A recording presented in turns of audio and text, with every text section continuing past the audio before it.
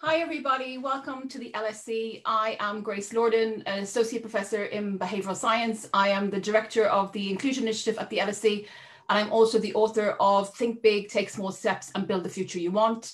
My Twitter for tonight, if you want a message, is @GraceLordan_. I'm here with Professor Paul Dolan, and we are going to be talking tonight about a decade in behavioural science. Paul is the person who came to LSE, conceived the idea of bringing behavioural science to the LSE, and has advanced it in the last decade through bringing colleagues on board. He is a chair in behavioural science. He set up the executive MSc in behavioural science and also more recently the MSc in behavioural science. He is the author of Happiness by Design and Happy Ever After, and he's written hundreds of behavioural science papers that are published in top international journals and the broader social sciences. And I actually think, Paul, you're pretty nice to boot, which doesn't often go hand in hand with being so successful. So congratulations and welcome. Well, thank you very much, Grace. I don't know what to say to that. Well, thank you.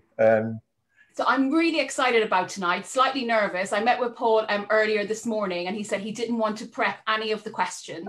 So this is entirely fly by night, which means the people who are listening today from around the world play a very, very important role. Please do ask questions in the chat bar of both the ones that you want. And we will be getting to those pretty quickly, actually. But I'm going to start just to set the scene by asking Paul to look backwards over the last 10 years and highlight some big moments, and then look forward and tell us what his expectations are for the next decade. Paul, over to you. Yeah, thank you very much, Grace. Yeah, no, it's nice. We'll try and keep this as an informal conversation as we can, I think. It's why it's nice not to have prepared anything. Yeah, so I guess, I mean, the last decade, yeah, I came to the LSE in 2010, and I guess around that time was, I think it's probably around that time that Nudge was published, I think. And it was the time that we sort of started scoping out the behavioural insights team in the Cabinet Office in number 10. And there was a real appetite for behavioural science, I think, in public policy. And the whole kind of Nudge agenda was quite attractive, I think, to both left and right, because it had the libertarian paternalism elements to it. So it was kind of preserving freedoms at the same time as kind of nudging people in ways that policymakers thought they ought to be nudged, and maybe we'll pick up on some of those issues, I think, in due course. But so it was a coalescence of, I think, a political interest, public policy making. Gus O'Donnell was Cabinet Secretary in the UK at that time. He has always shown a very keen appetite in behavioural science and how it can be applied to policy making. So it was a kind of sweet spot, I think, for getting behavioural science applied into policy. We wrote the Mindspace report that then has been kind of used quite widely in policy making and increasingly in the corporate sector, I suppose. So the last decade, at sort of at least at the LSE, has been a capacity building agenda, I think, to get more people interested and more people trained in it. You mentioned that EMSC, that was an opportunity to develop capacity in behavioural science quickly by training sort of middle and senior executives to apply those insights more rigorously in their organizations and institutions. And we've seen, I think, an increase in the use of behavioral science in the private sector, in the public sector, across NGOs. So it's kind of sort of galvanized interest in how you can understand and change people's behavior in a more rigorous and scientific way. So I guess that's been the reflection on the last decade. It's just been kind of more of it, I suppose. We'll kind of get maybe into some of the more scientific and research-based questions in due course, I would imagine. But that's certainly been what's happened over the last 10 years. And really that, from a disciplinary perspective, has been mostly, although not exclusively, the sort of interface of economics and psychology, I suppose. It's been a sort of coming together of those disciplines. Kahneman's Nobel Prize is a sort of example of applying, psychological insights to economic decisions. Tailor obviously won the Nobel Prize a couple of years ago as well. So I guess it's been a lot about, in that decade, and certainly a bit before, has been around biases, heuristics, the kind of ways in which people's decisions might not always, or in fact rarely, be consistent with what economic theory would suggest, and understanding some of the reasons for that and some of the ways in which we might take advantage of those biases in ways that would enable people to be happier or to be healthier or to do the things that they might ideally wish that they would otherwise do. I think the next decade is probably going to be more about this, I guess, the involvement of other disciplines in behavioural science. I mean, LSE is obviously a good place for social science, and we're starting to see some of that come through with collaborations and interest across disciplines that are all really about understanding and changing behaviour, but might not badge themselves as such. So in anthropology and sociology, and in understanding, I guess, cultures as well as context, right? So I think that's really important, placing human behaviour in its proper cultural space and place, as well as the context within which it's located. So social psych obviously has a significant contribution to make there, but then also I think maybe collaborations and research programs and policy impact with natural sciences and basic sciences. So I'm thinking of biology, physiological associations with psychological behavioral insights. I'm thinking of maybe also data science as well, which is a kind of big part of what the next decade looks like. So I think we're going to see a coming together of different disciplines to address behavioral problems that apply to decision making at very local contextual levels through to systemic, institutional and cultural levels. I think that would be what I would imagine is going to happen in the next decade. If we think about kind of Paul, some of the things that you just said, so if we focus on adaptation for a second and kind of moving forward into the next 10 years, I think if we look at the literature that's at the intersection of psychology and economics, it often seems that behavioral scientists are quantifying interventions early, but not necessarily in the medium and the long run. And when you were talking about data scientists, is that what you have in mind, that we're going to be able to move to models where we're looking at interventions and tracking their success, not just in the moment or 1 week or 1 month later, actually going much longer into the future? Yeah, I think so. There is a temporal, there will be a temporal dimension to that as we broaden out not just our understanding within a moment, but into the longer term. I mean, one of my own, with other colleagues at the LSE, one of my own main research interests over this last decade has been looking at spillover effects of how one behaviour, leads to consequent changes in other behaviours, sometimes in the same domain, often across different areas, and no single behaviour sits in a vacuum. So that is certainly an area that will be advanced. I think one of the reasons, I mean, it's not surprising that behavioural science would have started, or at least a lot of the interventions would have started with easily quantifiable, quite temporally located behaviours, right, where you could see and observe the change quite quickly, and that would then kind of galvanise interest in why people would be interested in your evidence and in your interventions. I think it has potentially led us to not focus on some of the bigger issues and the bigger behaviour change. So, you think about behaviours in relation to obesity, for example, which is a series, which is lots of behaviours over a long time. Is that I think that's where I think that the understanding of the other disciplines that would be brought to economic and psychological decisions, or the interface of biases and heuristics, will enable us to be able to paint a more complete picture of how an individual's behaviour and how institutional behaviours and how societal behaviours are located in a temporal space, so accounting for those longer term spillover effects. Because one of the things we have found, Matteo Galizzi and I, when we first started looking at spillovers, was wherever you look for them, you found them. That whenever anybody did one thing, it made them much more or less likely to do something else that followed. So we see it in diet and eating behaviours. People will often exercise a tiny bit so they can eat quite a lot more later. And actually, some of our work, that's exactly what we found. So accounting for the full richness of an individual's behaviour over the entire lifetime, ideally, is sort of where we're going. And maybe some of the data science methods and techniques can enable us to do that more cheaply, at least. Can I get your reaction? So kind of when I look at the behavioural science literature, one thing that stands out to me is that when we repeat things in the lab, very often effects are diminished. Or indeed, if we do them with populations that get to learn by doing, very often effects are diminished. And where they still stand strong is when we're making these kind of one-shot decisions, you know, like choosing a mortgage or doing something that's really, really complicated.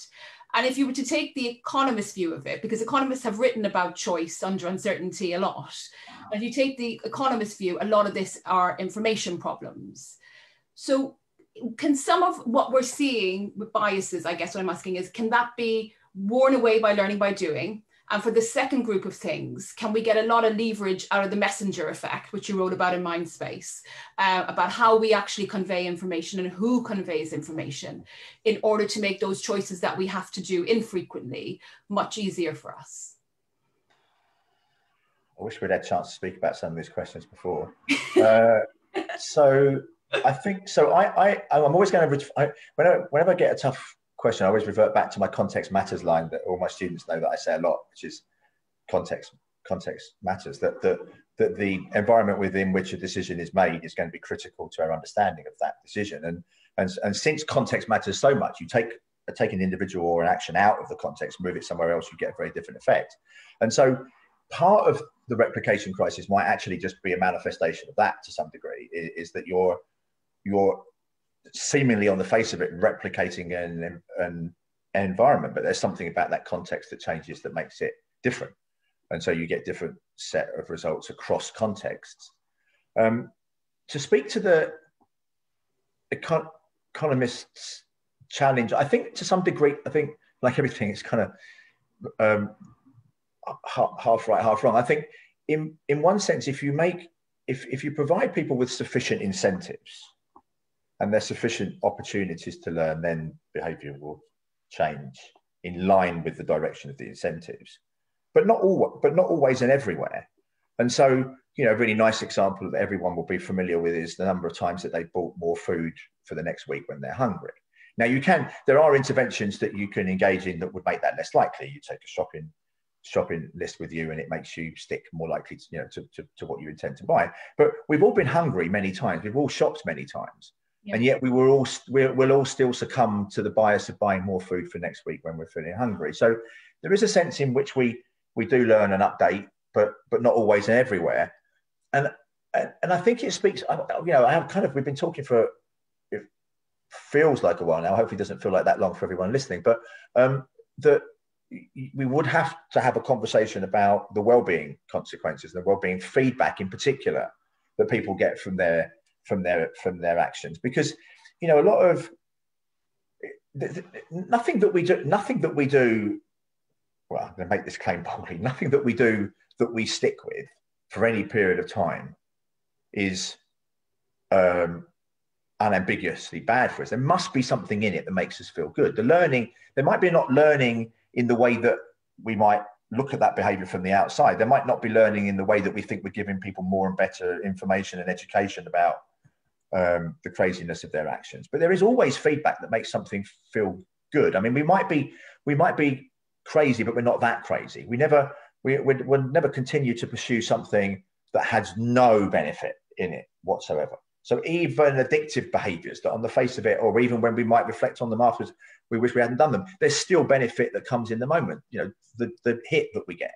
So I think that's why it's been important to me for a long time, and will always be, that we understand the well-being causes and consequences of people's behavior, because only then will we be able to really say something substantive about whether people are learning, whether the information is, you know, being encoded properly in a way that we think it ought to be, because we really do need to understand how what we do affects how we feel, and how we feel affects what we do. And I think my reflections from my own research interest on the last decade and moving into the next decade is that we haven't done that anywhere near as much as we should, and we probably won't do it as much as we ought to in the next decade, is that we'll often be making assumptions, whatever our disciplinary perspective, about what's good for people and how people ought to be behaving in particular ways, subject to the ways that we're incentivizing them or giving them more information, using the right messengers and all these things. If only people were to listen to us properly, then they would change their behavior. Well, you know, we need proper inquiry into whether that's actually substantively good for them.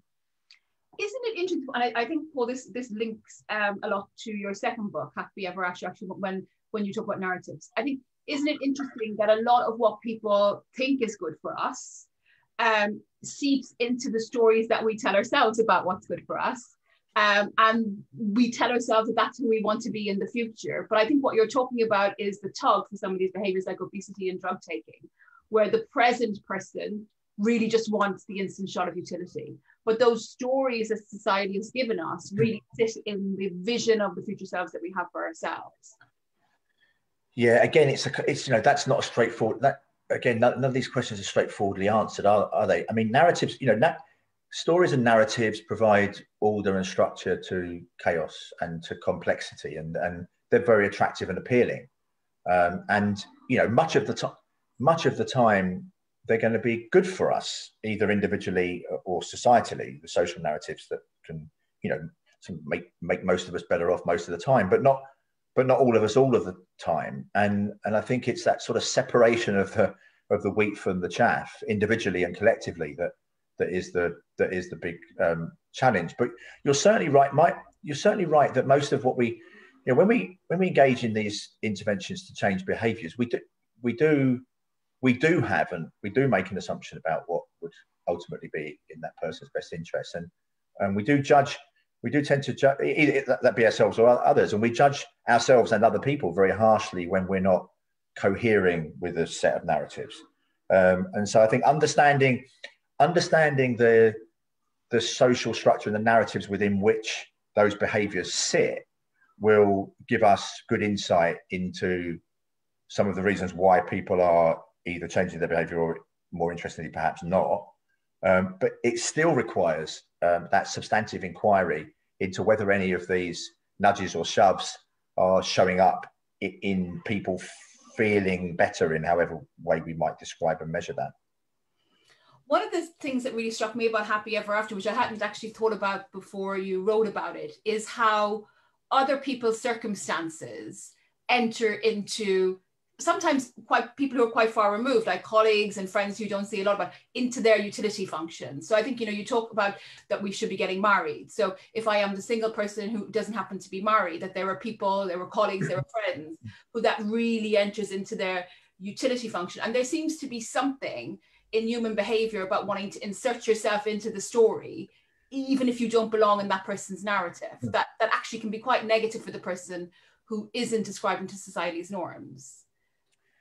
Yeah, it's been a long-standing interest of mine. It's just kind of related to what you're saying, is just why people care so much about how other people behave and live. It's really like disproportionately to the impact that it's having on them, or at least on the face of it, that it ought to be having on them in some normative sense. I mean, and you're right. I mean, people care. People care so much about whether other people, I mean, never mind themselves. I mean, leave themselves to one side. They care about whether they get married and they have children and they live according to these stories and they get rich and successful and famous and all these things. But they really care about whether other people are aspiring to those things, not even actually achieving them, right? So this is what's really important, I think, in relation to marriage, for example, is that I don't mind you being someone who's looking to get married, but maybe even if you aren't, but I really don't like it if you're not even trying. Right? So you're not playing by the rules. Yeah. It's much better that you play by the rules and don't succeed than it is that you don't play by the rules. And that is interesting. And there are good reasons. There are good reasons why we might have some of these stories. And of course, it as I say, it does provide structure and order, but it also provides societal order and structure. And so it gives us something to cling to, particularly at times of crisis, right? So, when everything else is going, to hell in a handcart, at least we've got marriage, right? So it's kind of, it sort of, gives you some ballast to a ship that might be fanning around or sinking or something. But it does, and this plays into the behavioural science interventions. I will come back to thinking about interventions, because there is a degree to which we are paternalistic and we care about other people's welfare. And I might want to nudge you in the direction that makes it more likely that you, I don't know, are more future oriented, for example, right? That's one that we care a lot about in the behavioural sciences, a lot across different, trying to make people care more about their future selves. You mentioned it earlier yourself.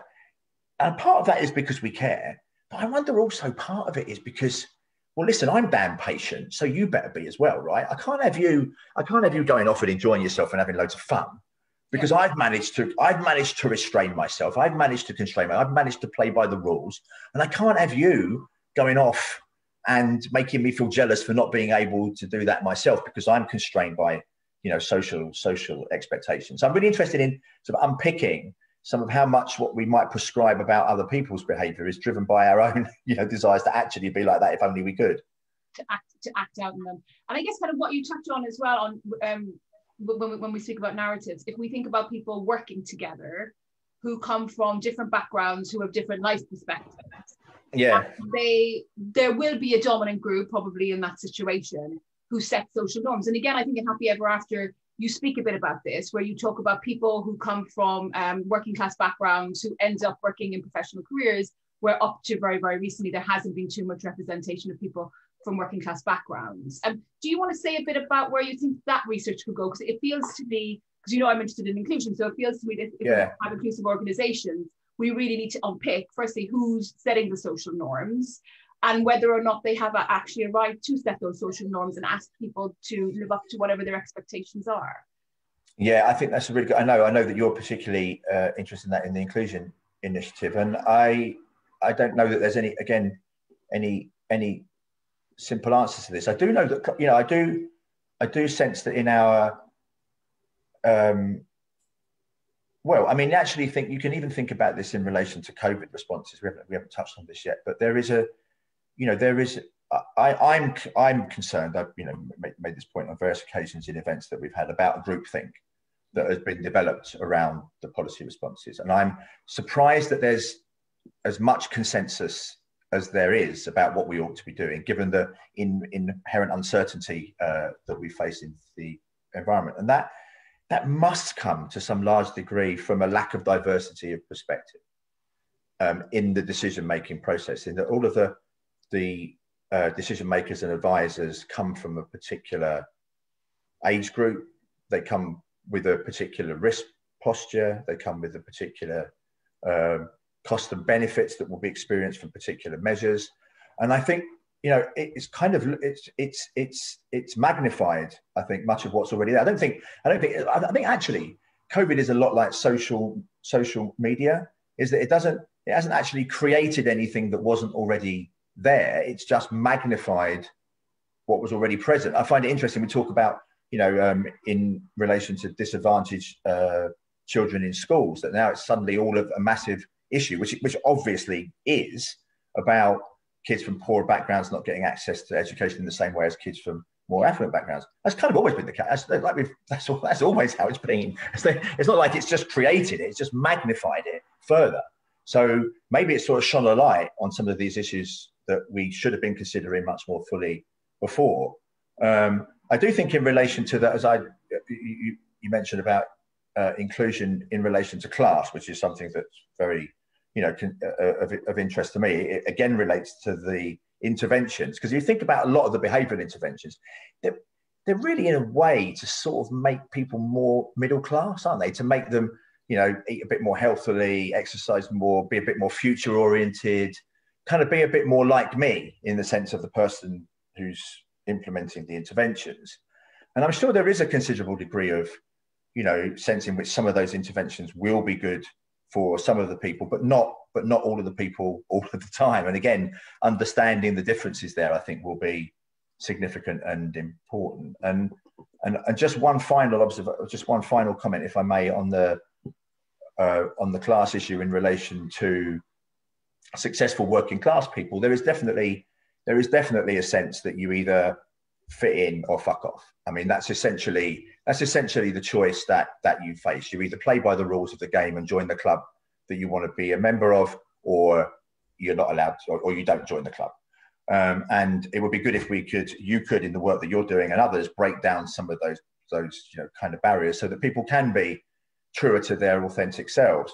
But at the same time, this isn't a but, it's and at the same time, being more respectful and affording status to those people who aren't successful, working class or other people, who are doing jobs that have high social value, which we've seen through the pandemic, are lots of key workers whose jobs are not very well paid, but they are important jobs that society requires. And for us to be able to afford higher status to those jobs, if we can't always afford to pay them more money. And that I think brings us to a discussion. I'll just say this as one final reflection. I thought it was always going to be my final point, so I'll make my final point. The final point about the role of agency in this, because I think that we know that as a narrative, luck is a horrible narrative. It has no agency, it has no control, it has no order, it has no structure, and randomness is a horrible story. We can't tell a story about randomness. And so much of what happens to us in our lives is a function of randomness and luck. And I think to some large degree, although of course policymakers have had some significant impact on what's happened during the pandemic, there is a sense in which some of what's happened across countries and stuff has been due to good and bad luck. But we can't really say that, because that's not giving agency to it properly. And I think we just need a little bit of more, maybe a bit more circumspection, not just at the individual level, but I think also at the societal and policy level, about the role that randomness plays. I'm kind of coming to that conclusion a little bit in the policy responses to COVID.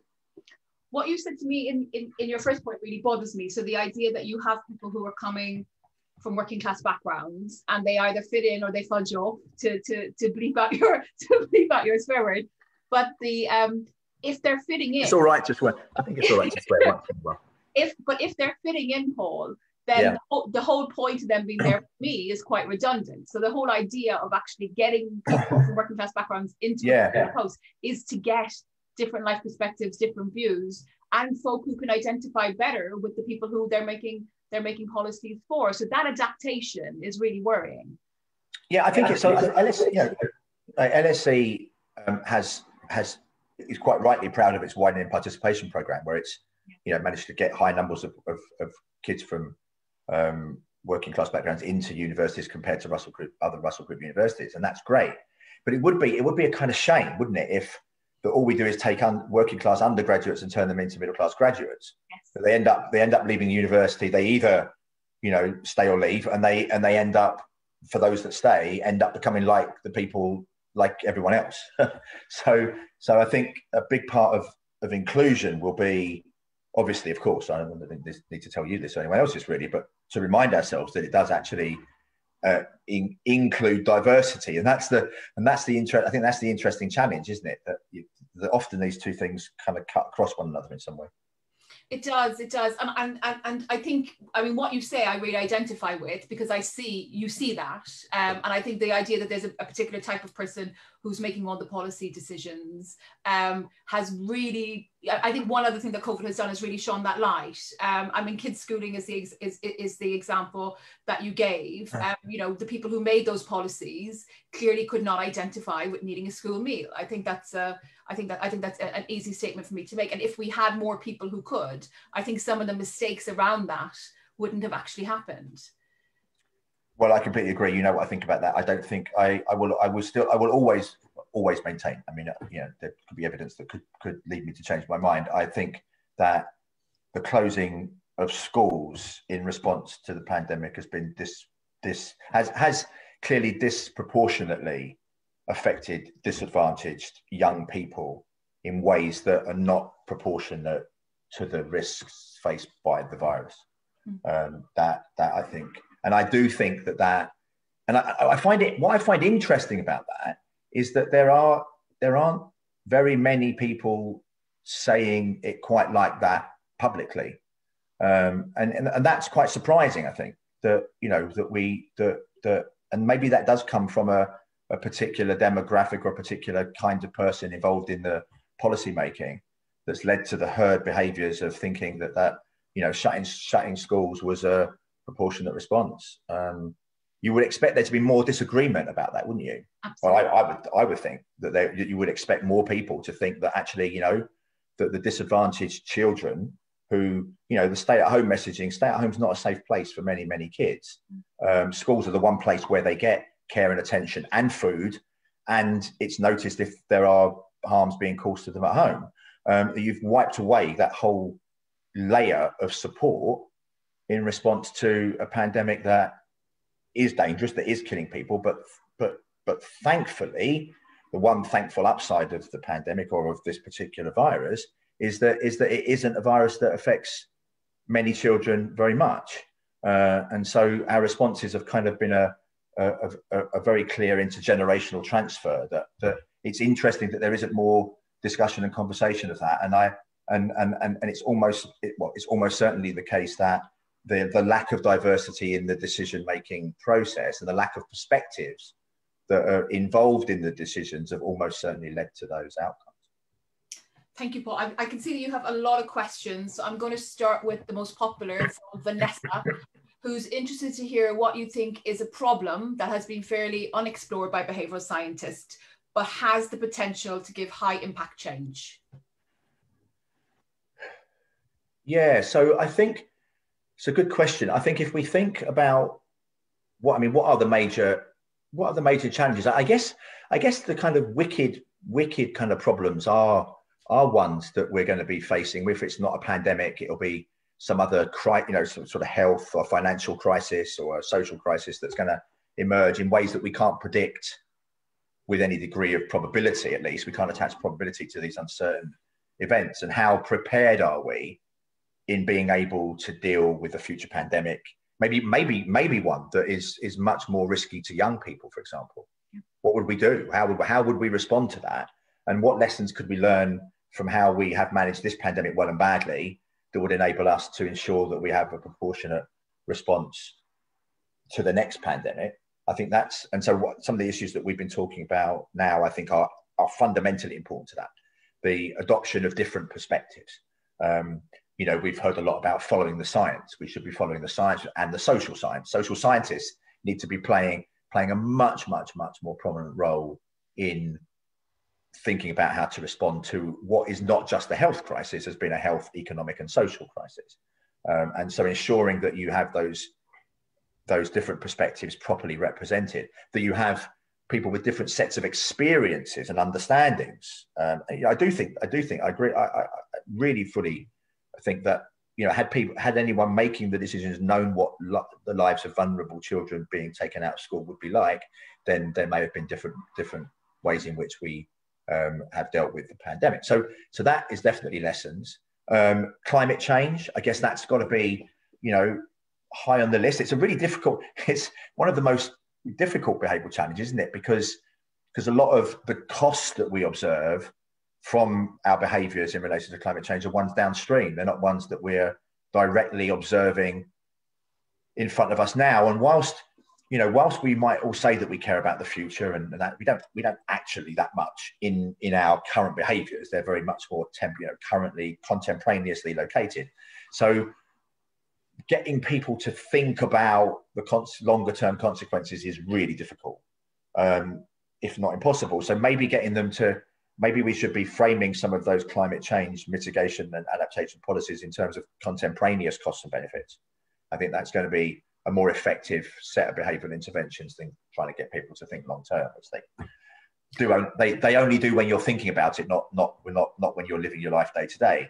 So I think climate change is clearly one where we can be doing more. But I think in those issues, wicked problems, climate change, other big problems and challenges, there is really a need for the regulatory and legislative process, as well as the behavioural kind of nudges that we might use, or understanding or more deeper understanding of the narratives that people might bring to particular decisions. I think there is a role for understanding how to use legislation and regulation better. So when you say that there's a role for understanding how to use legislation better, yeah. Is that something that you see behavioural scientists working on more in the future, kind of moving away from the lab towards thinking about policy levers in these kind of natural experiment environments? Yeah, natural experiments have not been. They've been more used by economists, haven't they, than they have by psychologists. Haven't really been using natural experiments that much. I think generally natural experiments haven't been sort of taken advantage of as much as you might expect them to. I think that's definitely, and kind of the involvement of legal scholars and practitioners in some of these, and addressing some of these bigger behavioural challenges that won't be only about, or even if about, a little nudge here and there. There'll be a bigger conversation, and I suppose it sort of does relate back to, like when I wrote Happiness by Design, it is more in keep. It's not a self-help book. It's clearly not a self-help book, but it's in that genre of kind of what you can do for yourself in order to be happier. But Happy Ever After is really about swimming against the tide of social narratives and expectations. You can't do all of this. You can't do any of this. You can't do much of it alone. It requires a joined up approach to addressing some of the barriers and obstacles that might sit in the way of you being individually happier. And I think analogously with addressing any of the big challenges, it's not just about what individual behavior we can change in order to affect a particular outcome, but what conversations we ought to be having with each other collectively, societally, about some of these problems. And obviously we're talking today as Joe Biden is inaugurated, I think, aren't we, pretty much now? And that reminds me of the polarization of a lot of discourse. What we need to address any of the big challenges that we're going to face in the future is a humility and an appreciation and understanding that other people can see the world differently to us. Go on. I think this, Paul, is something that I've bumped up actually, while talking to you in events like this and privately, is the role of beliefs. So if I was to pick a topic, when we talk about kind of welfare, cost consequence models, those costs and benefits come around because usually we need people to act in a certain way, and we act in a certain way kind of given our beliefs. So I think if I was to kind of think about the next 10 years going forward, given what you just said, I think behavioral scientists need to really take seriously studying beliefs, and also answer the question, is it okay for us to try to change people's beliefs? Because in some ways, should we leave people beliefs that they have, or should we be trying to change them in the direction that society wants, and who determines that direction? Yeah, it's interesting that in the regression equations that I'm familiar with in happiness research, one of the biggest, I think the big thing missing would be people's tastes and preferences. But like you'd want to know, like when people talk about whether marriage makes people happier or whether kids make people happier, you don't know whether for that individual that is something that's in their preference function, that's in their taste, that's something that they would want or not want. That if you knew that, then you would have a better case for making causal inference, from some of these data, which we can't really make very much causal inference for most of it. So definitely understanding of the differences across people, measured in all sorts of ways, as it will be important.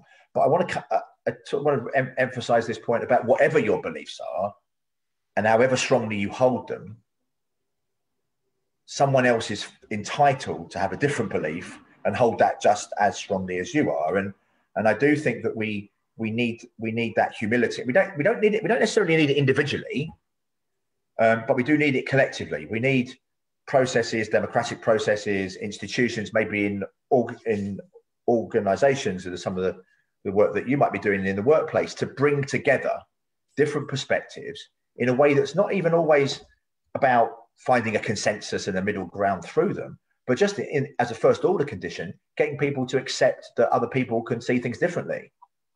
I think that's the step that we kind of seem to sort of lost sight of a bit, I think. And I think, Paul, even if you move to a simple place where we hear everyone's perspective and whoever is in charge makes the decision, if they write down those perspectives, and if they self-reflect a year later after things have changed, and they look to see whose perspective probably could have got you in the right direction if things have gone wrong, I think there's learning in that. I think very often we try to push to the mean and we don't keep the outlier ideas, and we really want everyone to agree with each other. And if you think about, innovation, creativity, making good public policy, we're probably leaving a lot of really good ideas on the floor. We are. And also, I think, like you mentioned messengers earlier, and it reminds me of a really important lesson about, like messengers are clearly important. There's, and there's a whole raft of literature on that. but we don't always want to, we sometimes need to listen to the message and not just the messenger, because we've reached the point where it's almost the case where I don't know whether I believe what you're saying or not until I know who's saying it. So I'm thinking of maybe in relation to the free school meals, because that we were talking about kids just now, is that the strong case for the government providing free school meals in the holidays originally came from Henry Dimbleby, I think, who was CEO of Leon, an old Etonian, posh public school boy who made the case. And a lot of people ridiculed that. What does he know about poor kids? Marcus Rashford retweets Henry Dimbleby's report and work, and everyone's then suddenly in favour of free school meals, as they quite rightly ought to be, as Marcus has done an amazing job. But it took Marcus Rashford to do it before we listened. And we need to sometimes step back from messengers and just think, is what is being said making sense? Is that something that we ought to be doing? Not just people jump immediately on the bandwagon of this person is a good person. It's almost like in the psychotherapy literature, which my wife works in, this area she works in, it's called splitting. It's like what children do. It's this very idea, like our son does it a lot still. He's 11. It's like, is this person good? Is this person bad? It's this kind of sort of unambiguous sense in which a particular position or a particular person has complete merit and the opposite person or view has no merit. And as we ought to know when we grow up, as he will hopefully learn as he gets older, is that there's ambivalence, considerable ambivalence across most things, including people, including positions, and recognizing and appreciating that ambivalence is going to be, it's just fundamentally important for us to have a well-functioning society. I think, and I'll go back to questions in a second, but what you said really strikes with me the importance of the standing ovation model now. So this idea that we have these people, and whenever they stand up, everyone stands up after them, regardless of what they're saying. And I was watching quite recently this documentary by Martin Scorsese on Netflix by Fran Lebowitz, and she's kind of reflecting on New York, and she's really talking about information overload, that we can now say what's on our mind 24 hours a day, really, really, very, very quick access. But a lot of the times people are saying what they're experts in or what they have kind of fully formed opinions in. And then there's a lot of noise that goes through that as well. And what you've just said kind of complicates it further, that if something is picked up by somebody who can get everyone to stand behind them, we can end up chasing something that mightn't actually be good for society. Yeah. So I have a question for you on ethics, Paul, from Ket. So what are your thoughts on the private sector using behavioural economic research for profit maximizing, given that much of the research focuses on social benefits and aggregate utility? Yeah, it's a good question. Liam Delaney, who's recently joined us in our department, PBS, has written a piece. I think it's For Good, which is about, or is it for? I think it's For Good. Something. He'll correct me if I'm wrong on that. It's an acronym for looking at the ethical implications of the behavioural nudges or shoves. It's an interesting question about what is the substantive objective of any behavior change intervention? And again, I come back to the well-being. It must be about something has to show up somewhere in making someone better off. Now, we're really quite willing and compliant to large extent about the private sector doing that to us, to nudge us and shove us in particular directions. We go into a supermarket and you got the smell of fresh bread in the bakery there isn't even a fucking bakery. They just make it smell nice, so you buy more stuff. And we kind of like allow, companies to do that to us. We sign all the terms of, every time you sign the terms and conditions of an app or whatever, you're signing your life away, your soul away, that's all fine. Sometimes when the public sector tries to do it in ways that might actually make us better off and feel good, there's people are up in arms about nanny state and interference and everything. So that I find interesting, that there's kind of a much more willingness to accept. And maybe it's because there's a monopoly in the public sector in the way that there isn't in the private sector. You can still go to a different supermarket. Yeah. You can still go and use a different app, but you can't have a different government, well, unless you vote them out every 5 years or something. So I think maybe that's part of the explanation. But I do think that there is, if you take, for example, financial decision making or financial behavioural. That there's been a lot of literature written about how we should be trying to debias individuals of some quite significant effects, maybe like loss aversion or hyperbolic discounting or whatever, or that companies, and particularly companies, shouldn't be taking advantage of those effects in individuals. What we might as well do, other than maybe it's alternatively do, is have a conversation about where the win-win interventions and products and services might be. That is, thinking about products and services that will both be welfare enhancing for the individual and enable the companies to make a profit. Because that might be a better conversation than trying to pretend that we can sort of debias ourselves of some of these effects. Because there presumably are products and services that I would benefit from in a financial and psychological well-being sense, that companies could provide me, that they would make profit from. And in those cases, I don't really mind if I'm being manipulated or nudged around, because it's actually doing something that I appreciate as having then been in my best interest afterwards. I don't think we have enough conversation about like that Venn diagram where that subset of win-win interventions might be located. So we've touched on beliefs, Paul, and I think, from what you said, I want to get your reaction to one of my beliefs. So I think if you're doing good behavioral science, you should be making choices easier for people, giving them more information, but they should still have agency. So I think a really great example of that are some of these finance apps that you can download that will highlight how much you're spending on coffee. So if you do want to save money, then you realize you're spending 100 quid on coffee, and say it's made salient, and then you choose later. But then some of the things that are on the participant's mind are products that we're pushed into without necessarily knowing. So if you could choose a world, would you choose a world where behavioral scientists are really only giving people agency? What are the things, have you got anything coming in that is about particular things that are being pushed on us, to give it a bit more context? People are asking you about challenges. They're asking you about if someone who works in the public health field is asking you specifically about vaccines. Yeah. Hear your thoughts on using social listening platforms to tailor messaging for behavioral change. We have people talking about whether or not heuristics and biases really should be portrayed in a negative light, whether we should be looking to see the positives that they actually bring to our lives. No specific bias is being asked about. Okay, well, let's just say a couple of things. So on vaccines, it's a good illustration of the polarization, I think, that is expected or gets created by the narratives, particularly in the media. And as well is that if you have any doubts at all or concerns about the vaccine, which you might think that it's come out very quickly, you're not sure about how long immunity is going to last, you're not sure whether you can transmit the virus to other people, you might be concerned about whether there might be some side effects further downstream that haven't been recognized.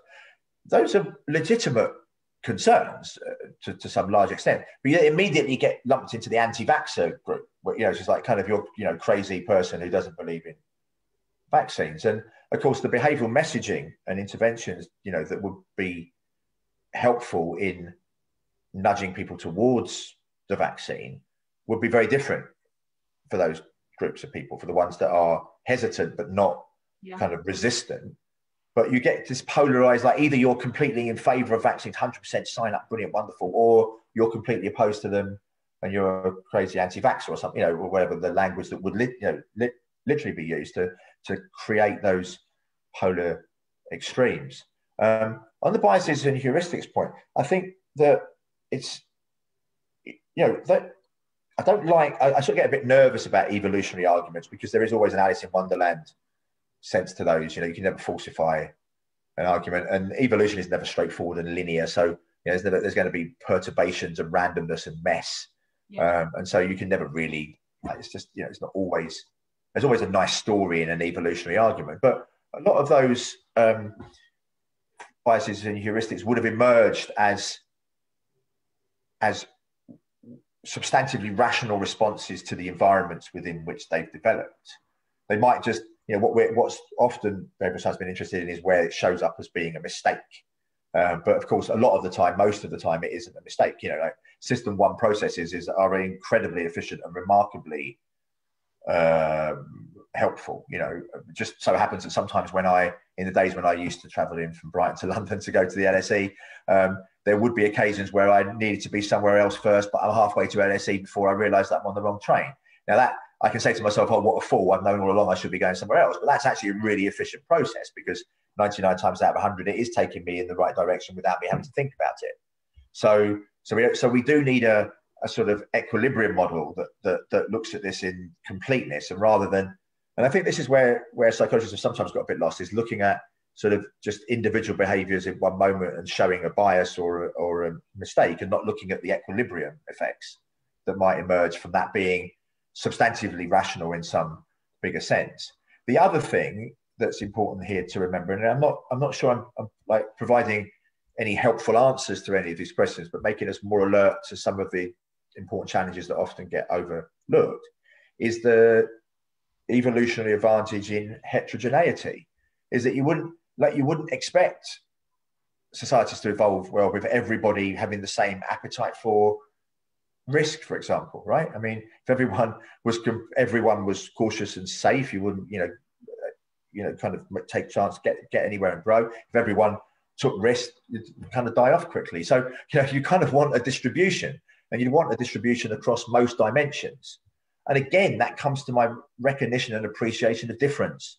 I think that's where this is going for me. This is where the natural course of this conversation has taken us, I think, is the appreciation of difference, which is really, really, really hard for us. I know that academics are good for saying, I'm interested in evidence and science, but we all bring our own prejudices and biases and preconceptions to our research questions. So one of the things in academia is adversarial collaboration, where we try to deliberately set up research projects with people that disagree with us. And maybe that's something that we should be doing more in other environments, in institutions, in organizations, in workplaces, in public policy, is actively engaging with people that have a different view of the world to us. I mean, I echo your sentiment on general equilibrium effects. I think if we think about something to study for the next 2 years, there with adaptation, individual differences, has to be thinking about general equilibrium effects, and even assigning costs, Paul. So it baffles me when people look at interventions and they give you an effect and they say it's significant, but how large is the effect, and what's the cost, and what's the benefits of actually rolling out that intervention? Because that allows people cross-compare pretty easily. I have a fun question that we're going to finish on before I wrap up, is how would you nudge governments to use more behavioural scientists? Oh, do you want to answer that? Really hard. No, it's really hard. That's for you. You should have a go first. You should have a go first while I think. I mean, we have behavioural scientists in Sage, I think. I mean, one of the things that has startled me about the response to COVID is the lack of economists kind of conversing with the medics and conversing with the behavioural scientists. But actually nudging somebody, I guess the argument is, if we see groups of people who don't have behavioural scientists where we think that they could use them, how do we actually get them in? And I think as a behavioural scientist myself, I'm very good at disguising as an economist. So maybe it's not a nudge, maybe it's more wearing a mask or something and going under a disciplinary heading that feels familiar to the group, but keeping your diverse perspectives. So maybe it's more strategy than nudging. Yeah, it's certainly true that there are health psychologists in Sage. I think it would be, and there has been a lack of economists in. It doesn't necessarily have to be in Sage, which is advising on a particular set of responses, but the more complete policy understanding and the implications of particular policies and measures is very much within the remit of a welfare economist. I mean, that's what welfare economists are trained. That's what I was trained to think about: is opportunity cost trade-offs, the intensive and extensive margin. All these things that haven't played through, it seems to me, from the outside very much into policy discussions. And whether more behavior, I think it maybe comes back, if we can sort of loop some of this back round to our original opening discussion, which is to have behavioral science as a much broader church of disciplines and perspectives. And maybe that's what we would have had what we should have as we move forward into wicked problems and other challenges that we're going to face, climate change and elsewhere, is to have those perspectives that are from anthropology, from sociology. They're behavioural scientists because they're interested in understanding and changing behaviour, but they're bringing a different set of perspectives and experiences to bear on the questions, which broadens us out from health psychologists, which have been the main focus of interest in this current pandemic. So we had a question that really asked about whether or not places like TikTok, Facebook are ahead of behavioural scientists in research with respect to a lot of aspects. And I really feel the biggest collaborations that we can do at this point are with organizations who have data, who have ideas, and who are speedy, who can kind of give us the kind of speed that academics don't necessarily have. And I think that there's a comparative advantage to that. What do you think about that, Paul? I think that's a good idea. I mean, you know, those tech giants are really good at behavioural science. I mean, well, at engaging people in behaviours that are addictive, that are not, you know, that in spite of the fact that there's going to be some well-being feedback that makes you feel good for doing something, substantively, you know, people often feel a lot worse off when they're engaged in some of these technologies, especially for long periods of time. And I think one of the barriers to that, I think, is that, like, these narratives play out, is that, and this is of course not all academics, but some academics have this really deep suspicion of the private sector, and the idea that anyone who's working in the private sector is just only about making money, and you know, we should stay away from them. And of course, as anyone knows, there are very good people and very bad people working in both public and private sectors. But most people are to some degree motivated by purpose. Obviously, that's a big, you know, happiness interest of mine. Most people don't want to be doing things that they don't feel are worthwhile, and that worthwhileness does play out, even if it's a narrative they tell themselves, into doing something that's good. So I think a collaboration between the many people who feel like their jobs are something where they are making a contribution, would be effective. But I think it's one of the barriers to us working with organizations like Facebook and other places is that they're not, we shouldn't be working with them because they're nasty companies. Of course there are, you know, so sometimes they are, and some people in them are, but there is an opportunity for us to learn from one another and to co-create some of our understanding. Yeah, no, I agree with that. So Paul, what I'm going to do is I'm going to sum up the themes for the future, and I'm going to give you the last words. Maybe you can think about if I've missed something, or if there's something that you wanted to say that you didn't get to say. So thank you everybody for coming this evening. I think Paul and I know how precious time is. It's a resource that can't be replenished. So we're really happy that you took this time to be with us this evening. There's a lot of questions on the MSc and the EMSc and content. Do reach out to one of us or the other of us on Twitter, and we'll get you connected with the right person in the department. Tonight, when we were looking forwards, we talked about the importance of thinking about adaptation. So not just looking at short run effects, but looking at these long run effects. We talked about the importance of looking at the general equilibrium effects, and also looking at individual differences, and not just how interventions differ across individuals in society, but the value that different perspectives can actually bring to conversation. So thank you very much for your time, and I will pass you over to Paul for last words. Thanks, everyone. No, thank you, Grace. I don't really think there's anything further to add. I really genuinely appreciate everyone. You know, still, even though we've done a few of these events in various ways over the last 10 months, and maybe we'll have a few more of them to come, it's still very odd, isn't it, to be in an environment where you can see these large numbers of participants and you can't see any of them and you have no idea. I'd love the energy. I would love to be in. We'll get there. We'll get there soon. We will. And it's just, but it is, I am genuinely appreciative and grateful for people joining us, listening to us, and hopefully taking away some of the, you know, one of the things that I try to do when I'm teaching is to just interest people in stuff, right? And again, you haven't got to agree with everything I say. You know, it's about galvanizing an interest, or maybe sparking off something that might make you do something a bit differently, but at worst, at best, make you think a little bit differently about something. I think that's what our roles are, is to sort of challenge and prod and, you know, just get people just to reflect on things a little more or differently. And if we've managed to achieve that in this last hour, then we've done a good job. And just thank you everyone for joining. I agree.